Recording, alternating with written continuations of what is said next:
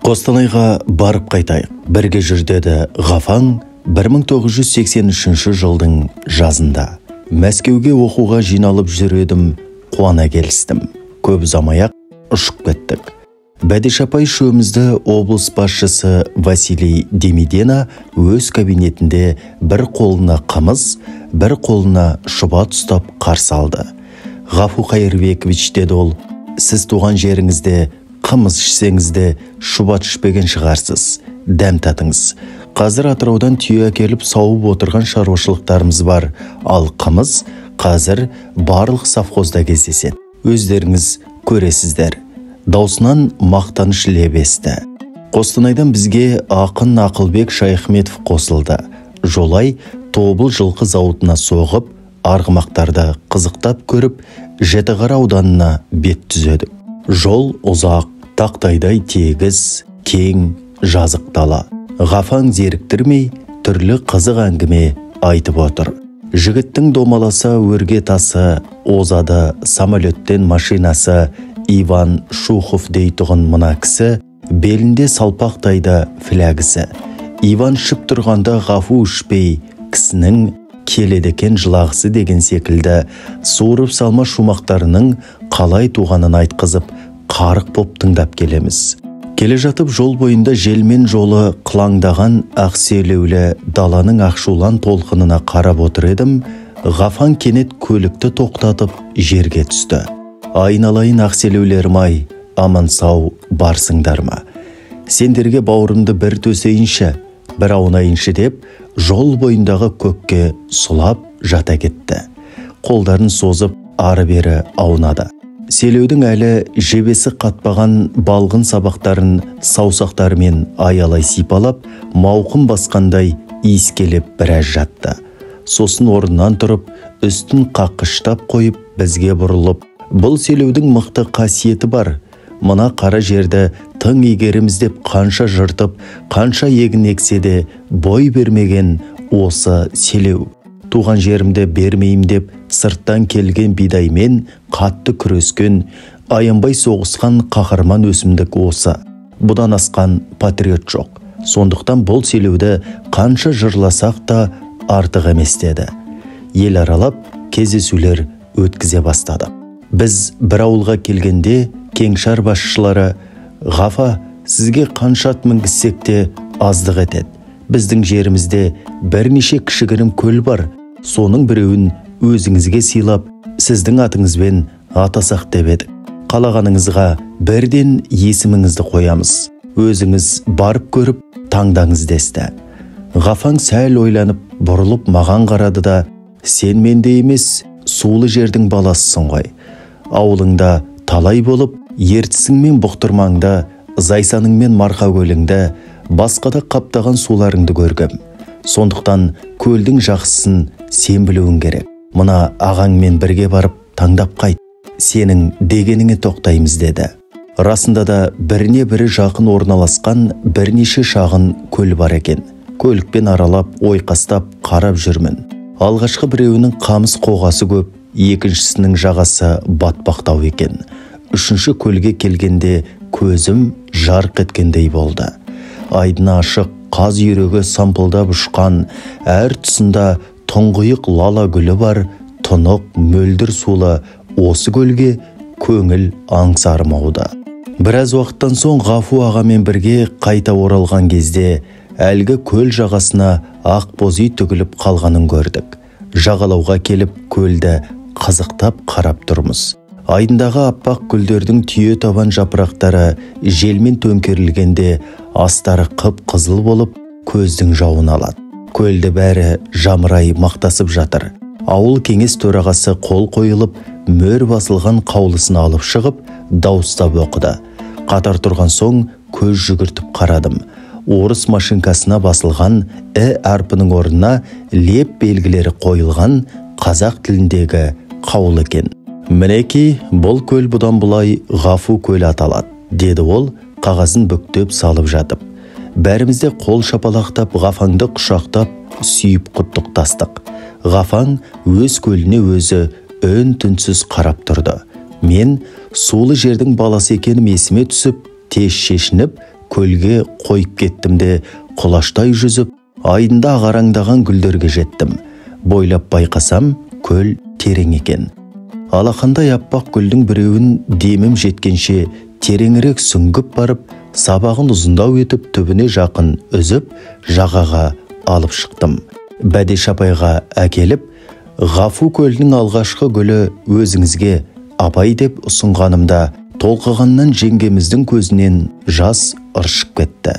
Қолында аялай ұстап тұрған ақ тостаған гүлдің сабағы телефонның шнурындай шұбатыла сүйретіліп, судан шығып болмады. Бәдеш апай гүлдің атын сұрады. Бізде мұны тұңғиық гүл деп атайды дедім. Әсия гүл дегенде аты бар деді Ғафу аға. Әсия гүл деген жақсы екен дестік бәрімізде бір ауыздан. Жиналғандар Ғафу көлдің Әсия гүлі деген өлең жазыңдар десіп жатты. Жазамыз дестік үш ақын, кім алдымен жазар екен дегендей бір-бірімізге қарап қойып. Көл жағасындағы киіз үйге шақырылған кісі аз болып шықты. Ғафаңның көлін жуып отырмыз. Неге екенін білмеймін, Ғафу аға көл еленген кісіге ұқсамайды. Көңілі сынық, құлықсыз, ықылассыз, жарқылдаған әзіл жоқ. Мұнысын түсінбей отырмын, көлдің несі ұнамады екен деп қуыстана бастадым. Кеңшардың директоры екі иығына екі кісі мінгендей алып денелі кавказдық жігіт еді. Оның орыс келіншегі де өзіне лайық өте кесек денелі екен. Одан төменірек отырған зоотехник келіншекке де қазақта көп кездесе бермес аса әрі зор тұлға бітіпті. Біздің Ақылбек ақында қапсағай денелі жігіт. Осылардың ортасында бәкенелеу Ғафаң және жеңгей үшеуміз шөмпиіп кішірейіп отырмыз. Ғафаңның қабағы ашылатын түрі жоқ. Барған сайын еңсеміз, иініміз түсіп барады. Тілектер тоссар айтылғанмен ішкілікте жүрмей қойды.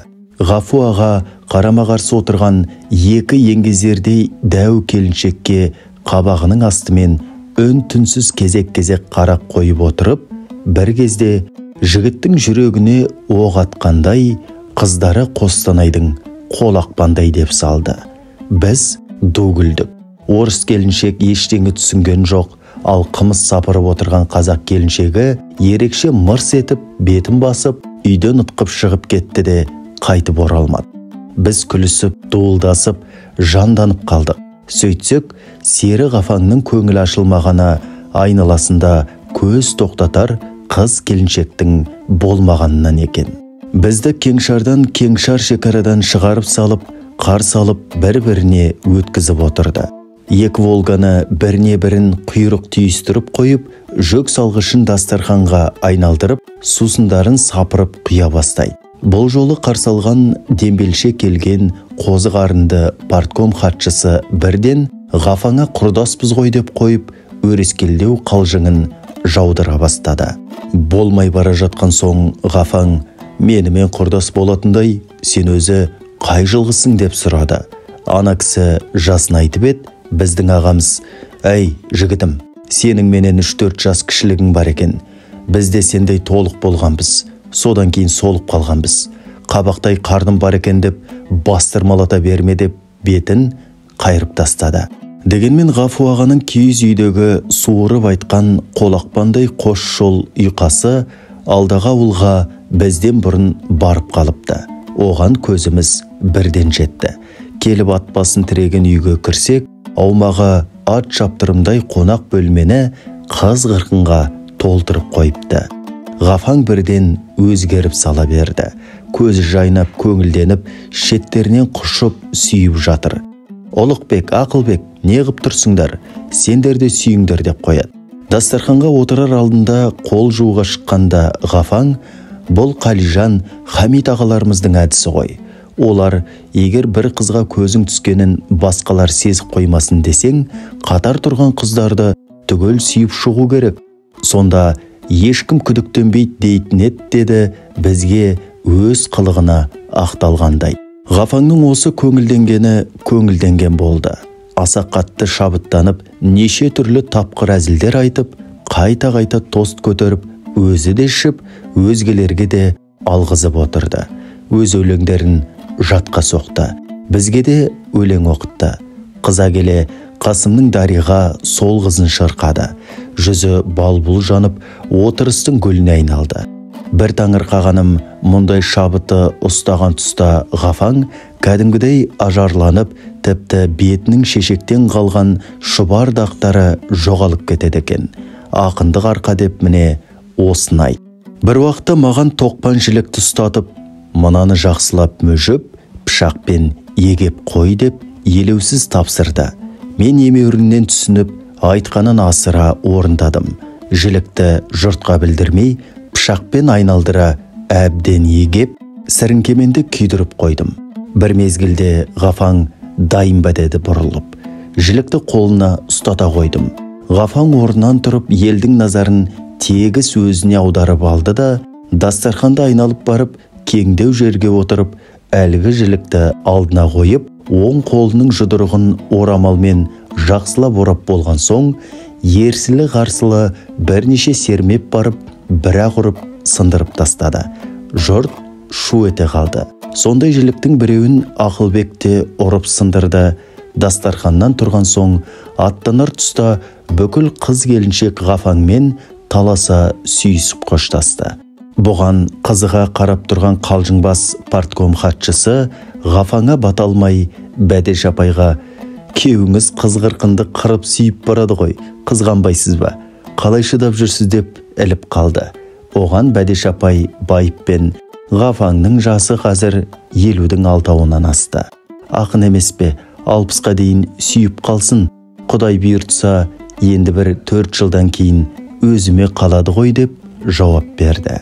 Сол естен кетпес сапардан бері қаншама жыл өтсе де, көзімнің алдында, көңілімнің төрінде Ғафу көлі мөлдіреп жатқандай көрінеді. Жағасында Ғафаңның өзі.